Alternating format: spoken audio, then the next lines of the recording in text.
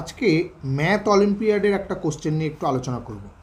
এখানে কোশ্চেন ছিল if a plus 2ab plus b equal two 8 find a plus b। তো এই কোশ্চেনটা সলভ করতে গেলে আমরা কিভাবে করব? সবার প্রথম আমরা a plus 2ab plus b equal two 8 এক্সপ্রেশনটাকে লিখে নিলাম। আমরা বোথ সাইড 2 মাল্টিপ্লাই করে নিচ্ছি, তাহলে 2a plus 2 Times ab 4ab হয়ে যাবে, প্লাস 2b ইকুয়াল টু হয়ে গেল 16। এবার আমরা কি করব? আমরা এই দুটোর মধ্যে থেকে কি কমন যাচ্ছে? 2a কমন যাচ্ছে, থাকছে এখানে 1 প্লাস 2b প্লাস এখানে পড়ে রয়েছে 2b ইকুয়াল টু 16। এবার একটা জিনিস এখানে লক্ষ্য করা যাক যে এখানটায় 1 প্লাস 2b রয়েছে, এখানে শুধুমাত্র 2b রয়েছে। এখানে যদি আমি একটা প্লাস 1 করে দিই, বোথ সাইড প্লাস 1 যদি আমি করে দিই, তাহলে কত আসবে? 2a into 1 plus 2b। এখানটায় আমি 2b বোথ সাইড 1 প্লাস করেছি, তাহলে 16 প্লাস 1 হয়ে যাচ্ছে। তো এখান থেকে আমরা পাচ্ছি 2a 1 প্লাস 2b, এখানটায়ও আমরা হয়ে যাচ্ছে 1 প্লাস 2b। তাহলে আমরা 1 প্লাস 2b বোথ এখান থেকে আমরা কমন নিয়ে নিতে পারবো। তাহলে হয়ে গেল কি, আমাদের কাছে এক্সপ্রেশনটা চলে এলো 1 প্লাস 2b কমন চলে গেল। প্রথম এক্সপ্রেশন থেকে পড়ে রইল 2a প্লাস এখানে পড়ে রইল 1 ইকুয়াল টু 17। এবার দুটো জিনিস এখানটায় মনোযোগ দিয়ে দেখার আছে যে এই যে এক্সপ্রেশন এই ভেতরে রয়েছে 2b প্লাস 1, এখানেও রয়েছে 2a প্লাস 1। এখানে a অথবা b এর মান যাই হোক না কেন, 2a এবং 2b এটা কিন্তু সবসময় ইভেন নাম্বার হবে, অর্থাৎ জোড় সংখ্যা হবে, এবং এই দুটোর গুণফল ইকুয়াল টু 17 হতে হবে। এখানেও একটা নজর দেওয়ার মতো বিষয়, সেটা হলো 17 একটা প্রাইম নাম্বার, মানে মৌলিক সংখ্যা।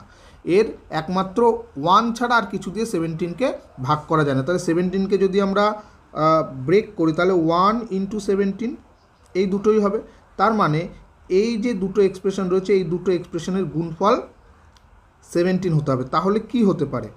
দুটো আমার হতে পারে, একটা হলো 1 প্লাস 2b ইকুয়াল টু 17। আমি এটাকে 17 ধরলে এটাকে 1 ধরতে পারি। 2a প্লাস 1 ইকুয়াল টু 1, তাহলে এই দুটোর গুণফল 17 হয়ে যাবে। আমার এখানে কিন্তু a অথবা b আলাদা আলাদা করে মান বের করতে বলেনি, তাহলে এটাকে 17 একবার, এটাকে একবার 17 ধরে আমরা যে কোনো একটাকে 17 ধরলেই অন্যটাকে 1 ধরতে হবে। অথবা আরেকটা এক্সপ্রেশন কী হতে পারে?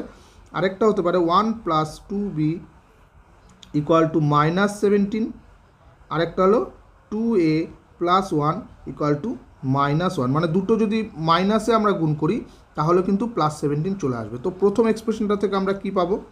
এখান থেকে আমরা পাবো 2b ইকুয়ালস টু দুপাশে মাইনাস 1 করে দিলে এখানে হয়ে যাচ্ছে 16, তাহলে b ইকুয়াল টু হয়ে যাচ্ছে 8। একই রকমভাবে এখান থেকে তাহলে কি আসবে? 2a equal to 0, a equal to 0। তার মানে a প্লাস b কত হচ্ছে?